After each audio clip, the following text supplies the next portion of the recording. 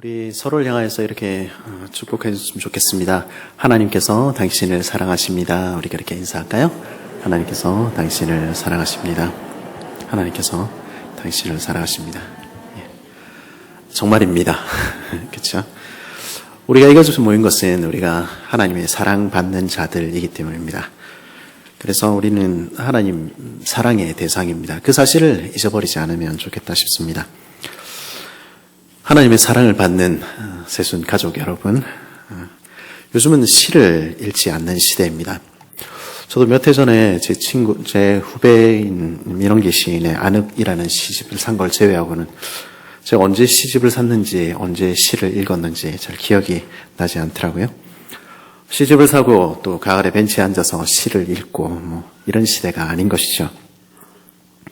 저는 돌이켜보면은 시를 읽던 시대가 있었습니다. 그리고 시 한 편 마음에 품고 살던 시대도 있었습니다. 이게 완전 옛날 얘기 같아 보이긴 하는데요. 우리 민족이 얼마나 시를 좋아하는지 알 수 있는 사건이 있습니다. 한때는 껌종이에 시가 적혀 나오지 않았습니까? 그래서 우리는 껌을 쫙쫙 씌우면서 삶이 그대를 속일지라도 슬퍼하거나 노여워하지 말지니 이러면서 시를 묵상하곤 했습니다. 세계에 이런 사람들이 없을 거예요. 그죠? 우리 아이들 포켓몬 캐릭터 모으려고 포켓몬 빵 사듯이 프로스트, 하이네, 워즈워드, 롱필로우 이렇게 부시긴 저 시인들 모으려고 껌을, 에뜨랑제라는 그 껌을 참 많이 사드렸습니다. 그러고 보면은 우리가 똑같은 인생이지 싶습니다. 그러나 지금은 우리 삶 어디에도 시가 설 자리는 없는 것 같아 보입니다. 어떤 면에서는 시라는 게 우리 삶이랑은 너무 동떨어진 이야기처럼 보입니다. 우리 팍팍한 이 삶에서 시의 자리가 어디 있는가? 혹은 번쩍거리는 네온 사인이 가득한 이 거리에서 시가 웬 말이란 말일까? 이렇게 생각하게 되는 것이죠. 그런 의미에서 시는 별과 같다 하는 생각을 하게 됩니다. 희미하게 깜빡이는 별. 그러나 그 빛 하나로 이정표가 되어서 사람들을 이끌어주곤 하는 별. 이제는 화려한 불빛에 쌓여서 존재조차 희미해진 별 말입니다. 그러나 별은 여전히 그 자리에 있고 모든 것이 잠잠해진 새벽이 되면 다시 그 빛을 비추곤 하는 것입니다. 그리고 우리를 이끄는 것이죠. 한국 사람들이 제일 좋아하는 시인, 시 꼽으면 항상 첫손에 꼽히는 것이 윤동주 시인의 서시입니다. 죽는 날까지 하늘을 우러러 한 점 부끄럼이 없기를 잎새에 이는 바람에도 나는 괴로워했다. 별을 노래하는 마음으로 모든 죽어가는 것을 사랑해야지. 그리고 나에게 주어진 길을 걸어가야겠다. 오늘 밤에도 별이 바람에 스치운다. 오래전 20대의 한 젊은이가 썼던 이 시가 아직까지도 우리 가슴에 남아있는 것은, 이 시가 밤하늘의 별처럼 그렇게 우리 마음에 비추는 것은 대단한 말 때문이 아니라, 대단한 지식 때문이 아니라 이 시 한 편 마음에 품고 살았던 시인의 삶이 있었기 때문이지 싶습니다. 별이 바람에 스치우는 것 같은 시대 속에서 모두가 빛을 잃은 것 같은 시절에도, 그러나 별을 노래하는 마음으로, 별을 따라가는 마음으로 살았던 시인의 삶이 있기에 이 시를 우리는 기억하는 것이겠죠. 별이 사라진 시대를 살고 있습니다. 대단한 사람은 많은데, 학식 있는 사람은 많은데, 돈 많은 사람, 성공한 사람들은 많은데, 그렇게 별처럼 빛나는 사람, 순전하게 사는 사람, 나를 따라오는 이들에게 이정표가 되어주는 그런 사람들은 찾기가 점점 더 쉽지 않은 시대를 우리는 살고 있는 것 같습니다. 이런 우리 삶에 그런 사람 하나 있다면, 그런 별 하나, 그런 빛 하나 있다면 우리 다시 살아갈 힘 얻게 되지 않을까? 그렇게 사는 사람들 우리 주변에 보게 된다면 그 삶 바라보는 것만으로도 우리가 힘을 얻게 되지 않을까? 이런 생각 해보게 됩니다. 오늘 우리가 아침에 묵상하는 이 말씀은 어떤 면에서 한 편의 시와 같습니다. 제가 공부를 하면서 바울은 참 시인이다 이렇게 적은 적이 있었는데요. 바울은 그의 편지마다 결정적인 대목마다 시처럼 압축적인 말로 복음의 진리를, 하나님이 누구신지를 그렇게 드러내고 있는 것 볼 수 있었습니다. 우리가 잘 아는 고린도전서 13장 있지 않습니까? 사랑은 언제나 오래 참고. 골로새서에도 마찬가지고요. 그 다음 장인 빌립보서 2장에 보면은 예수님이 어떤 분이신지 그보다 더 아름다운 말로 설명한 것 찾기 힘든 것입니다. 우선 오늘 말씀도 마찬가지인 것 같습니다. 이는 내게 사는 것이 그리스도니 죽는 것도 유익함이라. 하나님께 완전히 사로잡힌 사람의 삶을, 주님의 백성의 삶을 이보다 더 아름답게 표현한 말이 있을까 싶은 것이죠. 학창시절에 이 찬양을 참 많이 불렀었습니다. 내 안에 사느니 예수 그리스도니 나의 죽음도 유익함이라. 나의 왕 내 노래 내 생명 또 내 기쁨 나의 힘 나의 검 내 평화 나의 주. 이 찬양을 부르면서 눈물도 흘리곤 했었습니다. 근데 시가 어려운 게 이게 마음에 딱 와닿았는데 그래서 뭘 깨달았냐 이러면은 우리가 참 할 말이 별로 없습니다. 이게 말로 표현이 안 되는 것입니다. 그 정제된 한마디가 우리 폐부를 찌르는데 그 뜻을 풀어내기가 우리가 쉽지 않은 것이죠. 나 이거 깨달았다 말하기 쉽지 않은 것입니다. 잘못하면은 시의 주제는 형식은 하면서 우리를 꾸벅꾸벅 졸게 만들었던 학창시절의 국어 시간 돌아가게 되는 것입니다. 안 좋으신 분은 그렇겠지만 저는 3, 4, 연모 이러면 졸았습니다. 이 시는 무엇을 말하는 것입니까? 그리고 이 시는 왜 우리의 마음을 찌르는 것일까요? 그 이유는 어쩌면 이 짧은 한마디 속에 이는 내게 사는 것이 그리스도니 죽는 것도 유익함이라 이 말 속에 바울의 전 삶이 담겨있기 때문이 아닐까 싶습니다. 오늘 말씀 19절은 이런 말로 시작합니다. 우리 19절 말씀 같이 한번 읽어볼까요? 시작.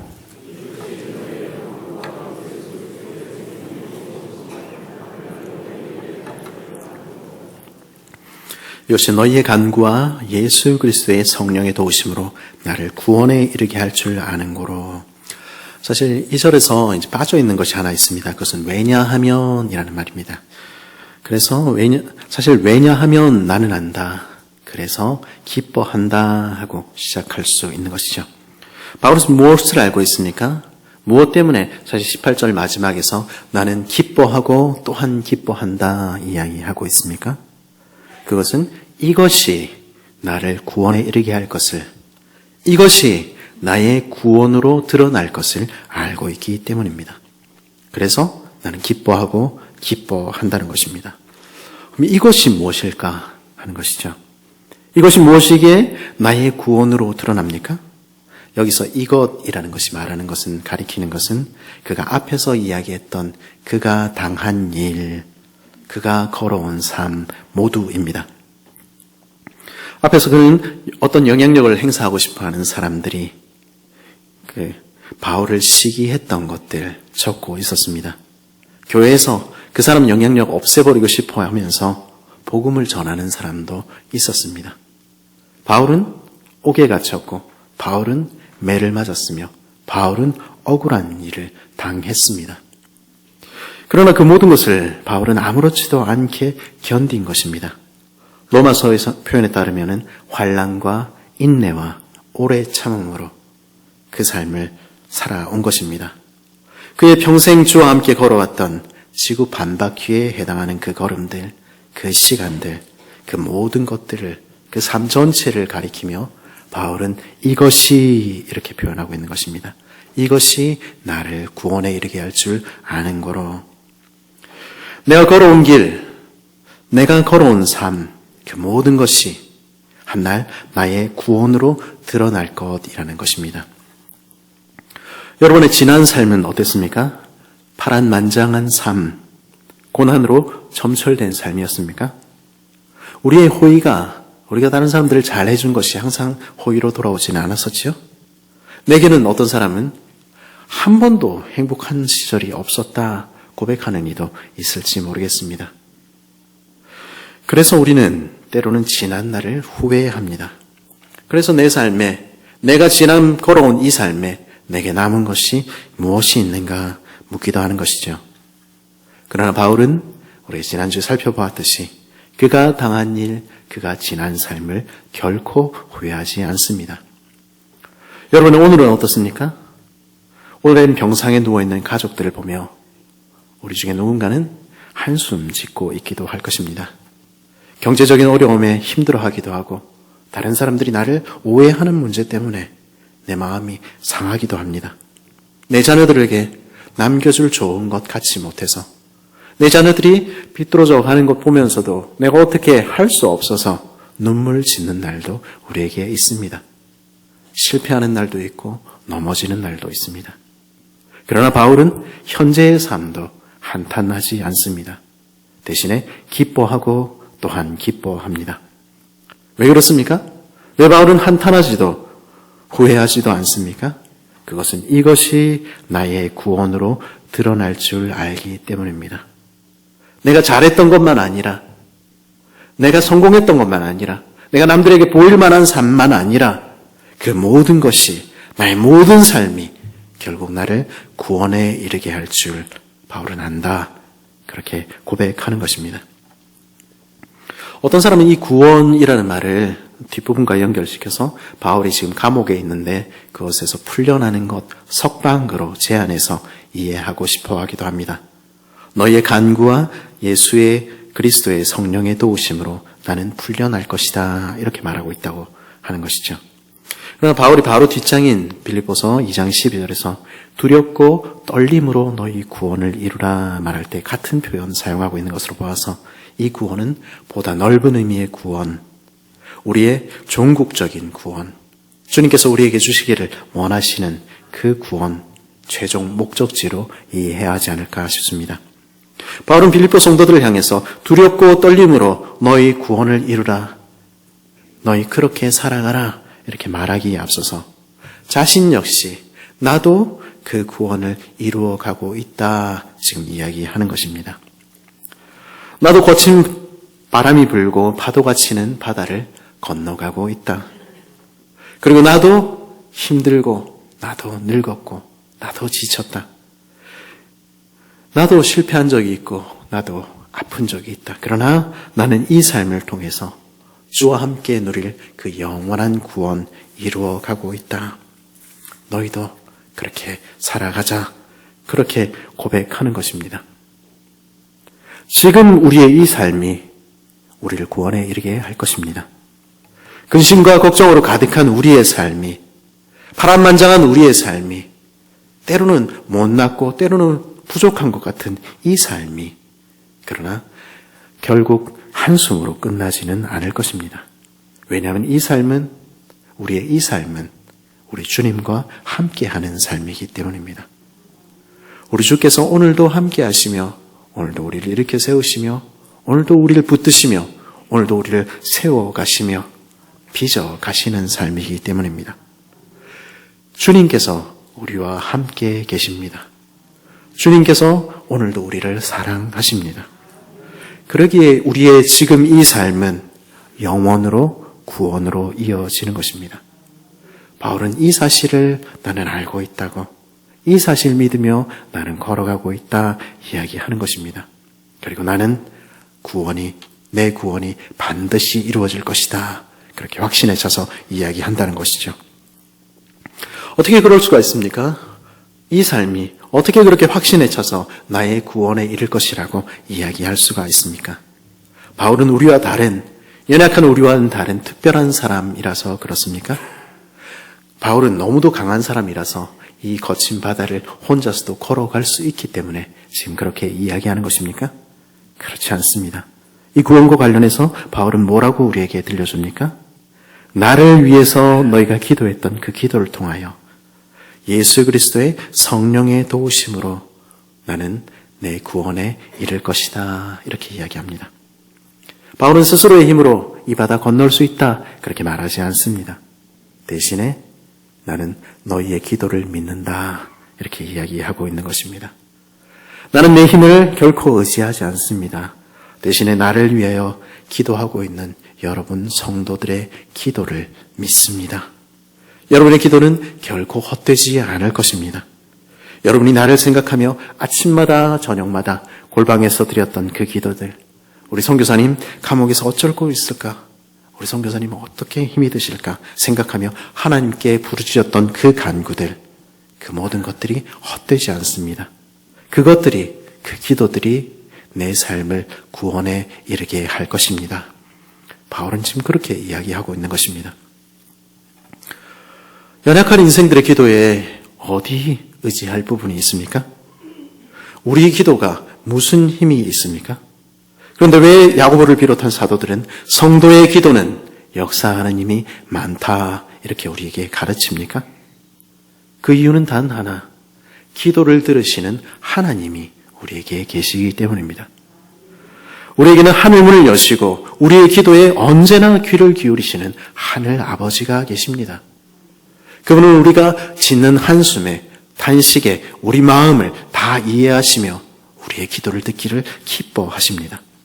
그뿐 아니라 우리가 예수 그리스도의 이름으로 구하는 그 모든 것들을 들으시겠다고, 이루시겠다고 우리 주님은 약속하셨습니다. 그 하나님이 계시기에 우리는 기도하는 것입니다. 우리 역시 마찬가지입니다. 우리는 연약한 인생들, 서로의 기도를 필요로 하는 사람들입니다. 내 힘으로 설 수 있는 사람이 아무도 없습니다. 내 힘으로 설 수 없다는 것을 아는 사람은 저를 위해서 기도해 주십시오 이렇게 부탁합니다. 기도해달라고 얘기해봤자 진짜로 해주겠나? 그렇죠? 괜히 말만 나오는 거 아닌가? 이런 두려움들이 있습니다. 하지만 성도들에게 기도를 부탁하는 것이, 하늘 아버지께 맡기는 것이 참된 용기입니다. 내 아픔, 내 연약함 내어놓고 함께 기도를 요청할 때, 나를 위해서 기도해 주십시오 이렇게 이야기할 때 우리는 비로소 가족이 되어가는 것입니다. 1년 지나고 2년 지나고 10년 지나고 20년 지나도 주일에 교회에서 얼굴 보면서 이렇게 인사하는 것으로 끝난다면 한 번도 내 사정에 대해서 나를 위해서 기도해 주십시오 이야기하지 않는다면 우린 정말 가족일까 하는 것이죠. 그러나 내 슬픔, 내 힘든 것들, 내 기쁜 것들 같이 나누고 서로 함께 기도할 때 우리는 비로소 아픔도 기쁨도 함께하는 진짜 가족으로 빚어져 가는 것입니다. 참으로 기도의 능력을 믿는 사람들은요, 여러분의 이야기 딴 데 가서 하지 않습니다. 서로를 위해서 기도합니다. 참으로 서로를 위하여 기도하는 사람들은 형제 자매의 아픔을 남들에게 이야기하는 대신에 하늘 아버지께 들고 나갑니다. 그리고 그들을 위하여 자신의 일같이 기도합니다. 하나님, 우리 집사님 어찌할까요? 하나님, 우리 권사님, 우리 장로님 어찌할까요? 그렇게 기도합니다. 그리고 그 하늘 아버지께서는 그 기도를 들으시고 우리 안에 역사하시는 것입니다. 바울의 이야기를 들어보십시오. 우리는 우리의 구원에 이르기까지 서로의 기도를 필요로 하는 사람들입니다. 그 기도로 말미암아 우리의 삶은 이 바다를 건너 우리 구원에 이르게 되는 것입니다. 그리고 바울은 예수 그리스도의 성령의 도우심으로 나는 구원에 이를 것이라고 말합니다. 예수 그리스도의 성령, 이 표현은 바울의 삶과 관련하여서 그를 시시때때로 인도하셨던 하나님을 기억하도록 만듭니다. 바울의 삶에서 하나님께서 그 길을 진짜로 인도하셨지요. 바울이 소아시아로 가기를 힘썼으나 예수의 영이 막으셨고요. 그를 빌립보로 인도하셨습니다. 하나님께서 자기가 로마로 가기를 원했으나 막으셨고 그리고 예루살렘으로 인도하셨습니다. 그 예수의 영이 그의 삶을 인도해 오신 것입니다. 바울의 지난 삶은 그 예수의 영의 인도하심으로 이끌려온 삶이었습니다. 그리고 그 예수의 영은 지금도 나와 함께 계시다 하는 것입니다.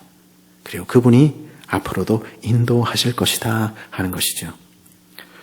성도의 삶의 비밀이 여기 있습니다.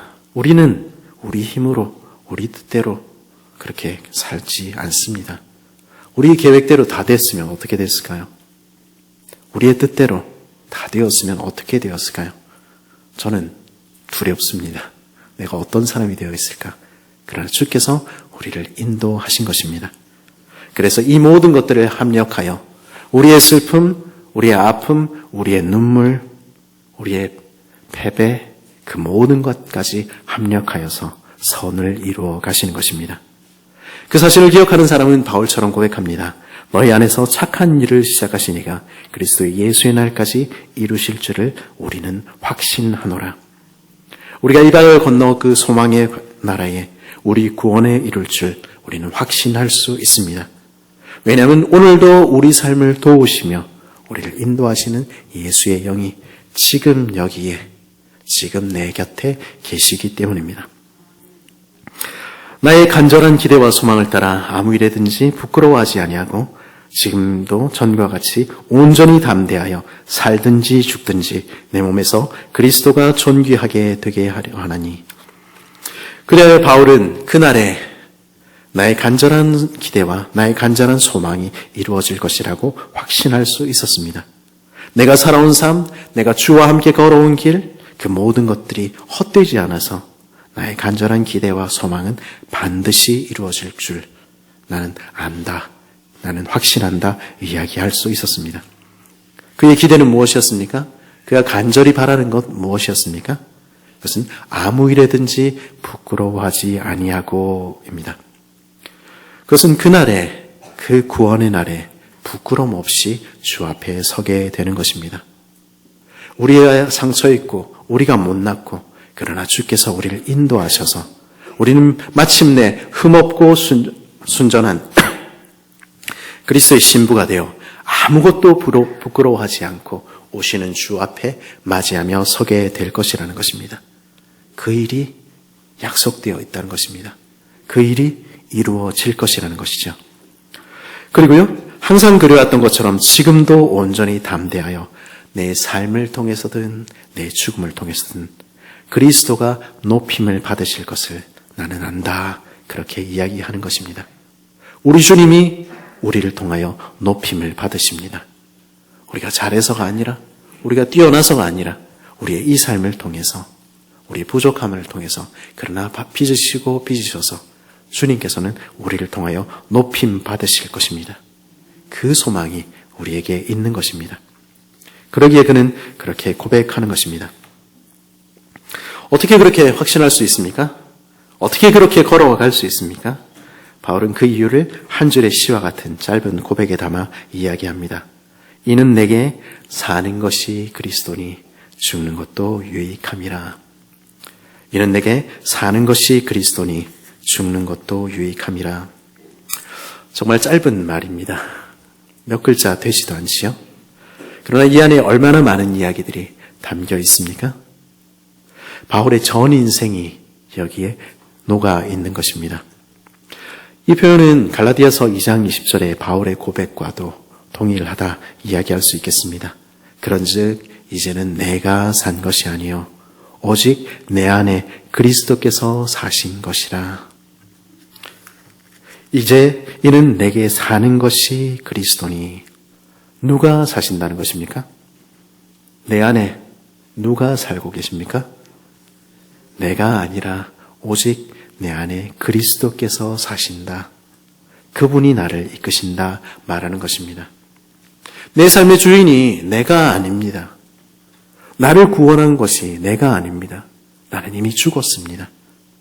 나를 사신 분, 나의 주님이 되신 분, 그분이 내 삶을 이끄시는 것입니다. 주님께서 주님의 삶을 우리 안에서 사시는 것입니다. 내 삶은 그런 삶이었습니다. 어제도 주님의 성령이 나를 인도해 오셨고 오늘도 내일도 내 발걸음 하나하나 주님께서 인도해 가시는 것입니다.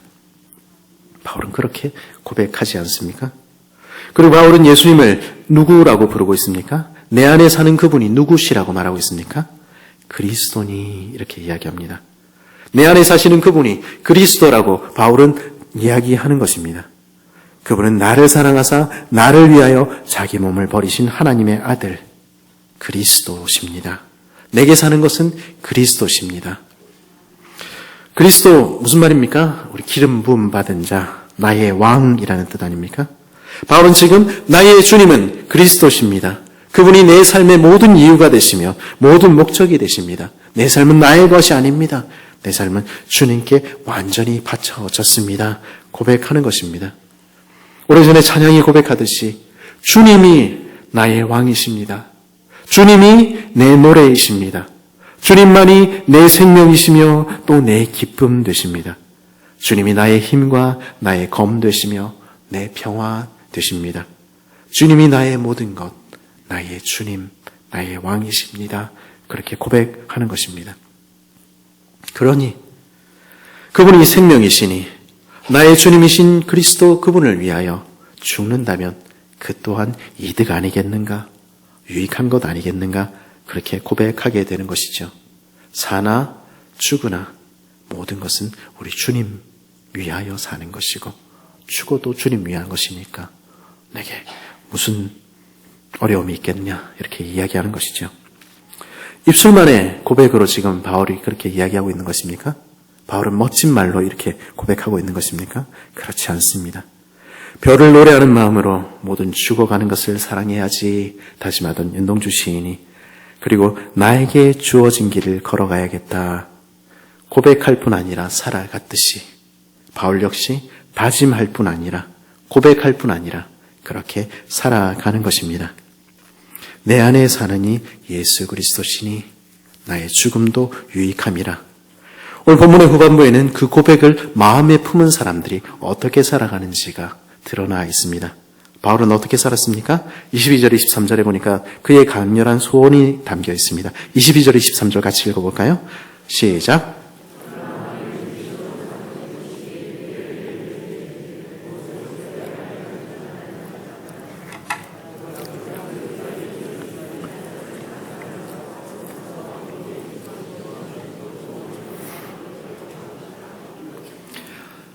바울의 간절한 바람은 무엇입니까? 이제는 나도 좀 쉬었으면 하는 게 바울의 바람입니다. 바울이 육신으로 다시 산다는 것은 무엇을 의미합니까? 그것은 이제 열매 맺기 위하여 수고하고 씨 뿌리던 이제까지 수십 년의 선교의 걸음, 그거 다시 시작한다 하는 뜻입니다. 바울은 이제 늙었습니다. 더군다나 몇 년 동안의 수감 생활로 몸도 만신창이가 되었을 것입니다. 그런 몸 가지고 그런 몸 추스려서 복음을 위하여 오늘도 내일도 걸어가는 삶, 하늘을 지붕 삼아 땅을 베개 삼아 풍찬 노숙도 마다하지 않는 그 수고 다시 감당하려니까 이게 좀 바울도 힘이 든 것입니다. 그래서 바울은 무엇을 택해야 할지 나는 모르겠다 이렇게 이야기한 다음에 뭐라고 얘기합니까?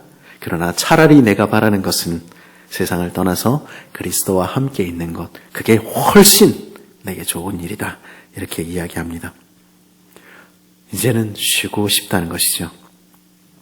이제까지 수고했는데, 이제까지 힘겹게 달려왔는데, 숱한 고난까지 험한 모욕까지 당했는데 이제는 이쯤 되면 내 할 목 다 한 것 아닌가? 이제는 남들이 좀 섬겨야 될 것 아닌가? 이제는 나도 좀 쉴 수 있지 않을까? 우리 때로는 그렇게 고백합니다. 그렇죠? 많은 사람들이 소원이 무엇이냐 저한테 물었는데 제가 아직 너무 젊은데 제 꿈이 뭐냐 그러길래 제가 은퇴입니다 이렇게 이야기를 하니까 뭔 소리 하냐고 어디 가서 그런 소리 하지 말라고 쫓겨난다고 이렇게 이야기를 하더라고요. 사실입니다. 그래서 이제 아이들이 그 황희정승에 대해서 재밌는 이야기를 들려줬습니다. 여러분은 황희정승 하면 어떤 사람 같으세요? 예전에는 황희정승 하면 세종대왕과 함께 그 조선을 견고한 반석 위에 세웠던 마지막까지 족을 위해서 봉사했던 존경받는 이 모범 이렇게 생각하지 않았습니까? 근데 저희 아이들은 좀 다른 시각을 가지고 있더라고요. 아빠, 그 황희정승이 어땠는 줄 알아? 자기 은퇴하고 싶어가지고 왕한테 은퇴 좀 시켜주세요. 그러면 왕이 위로한다고 잔치 벌여주고 또 이래라 이러고 또 은퇴한다 그러면은 또 이래라 그래갖고 죽는 날까지 은퇴도 못하고 세종대왕한테 불임당하다가 그렇게 죽은 불쌍한 사람.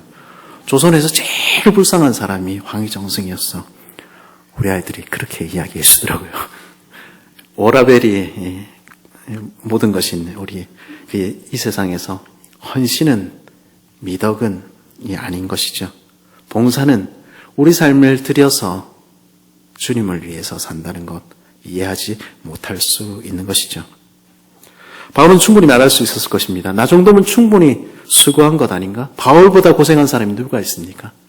바울보다 더 헌신한 사람이 어디 있습니까? 바울은 자신의 삶을 내 몸을 관제로 드려 완전히 부어드렸다 이렇게 표현하고 있지 않습니까? 그러니 이제 나도 좀 데려가셨으면 이렇게 이야기할 수 있지 않겠습니까? 바울의 마음은, 바울의 깊은 소원은 그런 것이었습니다. 근데 그러한 바람이 있음에도 바울은 무엇이라 말합니까? 바울은 무엇을 생각합니까? 24절부터 26절 우리 같이 한번 읽어볼까요? 24절부터 26절입니다. 시작.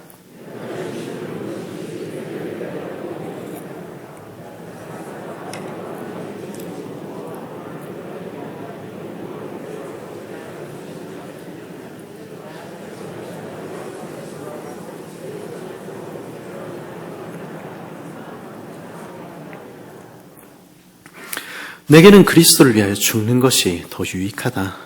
그러나 내가 육신으로 있는 이것이, 이 땅에서 더 고생하는 것이, 내 손과 발을 들여서 헌신하는 것이, 나의 달려갈 길을 끝까지 달려가는 것이 너희를 위하여, 교회인 너희들, 내 사랑하는 자녀인 너희들을 위해서 더 유익할 것이다 이야기하는 것이죠. 그래서 하나님께서 나를 감옥에서 건져 주신다.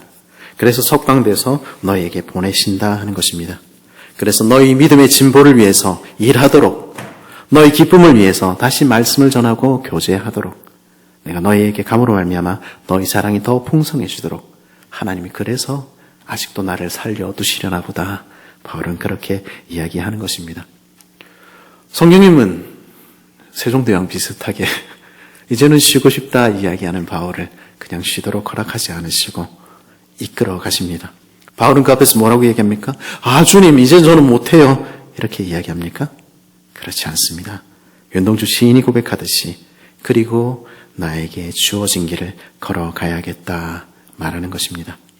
그러니 주께서 이끄시니, 주님이 나의 모든 것이시니, 주님이 왕이시니 그분의 뜻대로 내가 사는 것 당연하지 않냐? 내가 삶도 내가 죽음도 주님을 위한 것이라면 나에게 주어진 길 걸어가야 하지 않겠냐? 주님이 이끄시는 대로 교회의 유익을 위하여, 성도들을 세우기 위하여, 내 사랑하는 이들 섬기기 위하여 내 손으로 내 발로 헌신하는 그것 살아가야 되겠다.